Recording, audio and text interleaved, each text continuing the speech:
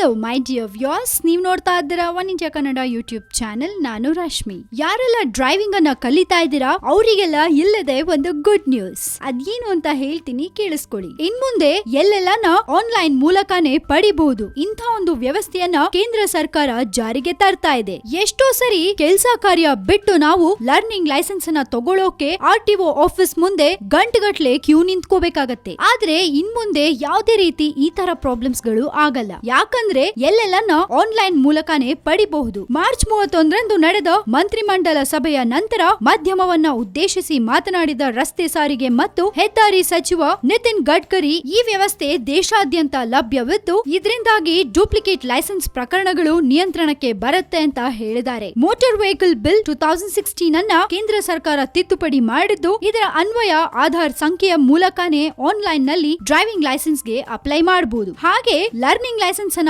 ತಗೊಳ್ಳೋಕೆ RTO office ಗೆ ಹೋಗೋ ನೆಸೆಸಿಟಿ ಇಲ್ಲ. ಆನ್ಲೈನ್ ನಲ್ಲೇ ಆರಾಮಾಗಿ ತಗೋಬಹುದು. ವೆಹಿಕಲ್ ನ ರಿಜಿಸ್ಟ್ರೇಷನ್ ನಂಬರ್ ಗೂ ಆಧಾರ್ ಲಿಂಕ್ ಮಾಡೋದ್ರಿಂದ ವಾಹನ ಕಳ್ಳರಿಗೆ ಸರಿಯಾಗಿ ಶಾಸ್ತಿ ಆಗತ್ತೆ ಅಂತ ಗಡ್ಕರಿ ಅವರು ತಿಳಿಸಿದ್ದಾರೆ. ಸೊ ಗೊತ್ತಾಯ್ತಲ್ಲ, ಇನ್ಮುಂದೆ ಯಾರೆಲ್ಲ ಡ್ರೈವಿಂಗ್ ಕಲಿತಾ ಇದ್ರಾ ಅವರೆಲ್ಲ ಲರ್ನಿಂಗ್ ಲೈಸೆನ್ಸ್ ಅನ್ನ ತಗೊಳ್ಳೋಕೆ ಒದ್ದಾಡೋಷ್ಟಿಲ್ಲ. ಆರಾಮಾಗಿ ಆನ್ಲೈನ್ ಮೂಲಕನೇ ಎಲ್ಲೆಲ್ಲನ ಪಡ್ಕೋಬಹುದು. ಇದ್ರ ಬಗ್ಗೆ ನೀವೇನಾದ್ರೂ ಹೇಳ್ಬೇಕು ಅಂತ ಅನ್ಸಿದ್ರೆ ಧಾರಾಳವಾಗಿ ನಿಮ್ಮ ಒಪಿನಿಯನ್ಸ್ ಅನ್ನ ನಮ್ ಜೊತೆ ಶೇರ್ ಮಾಡ್ಕೋಬಹುದು. ಹಾಗೆ ಮತ್ತಷ್ಟು ಸುದ್ದಿಗಳಿಗೆ ನೀವು ಸಬ್ಸ್ಕ್ರೈಬ್ ಮಾಡಿ ನಮ್ಮ one India Kannada YouTube channel. ಜೊತೆಗೆ ಈ ನಮ್ಮ ವಿಡಿಯೋ ನಿಮ್ಗೆ ಇಷ್ಟ ಆಗಿದ್ರೆ ಶೇರ್ ಮಾಡಿ, ಲೈಕ್ ಮಾಡಿ.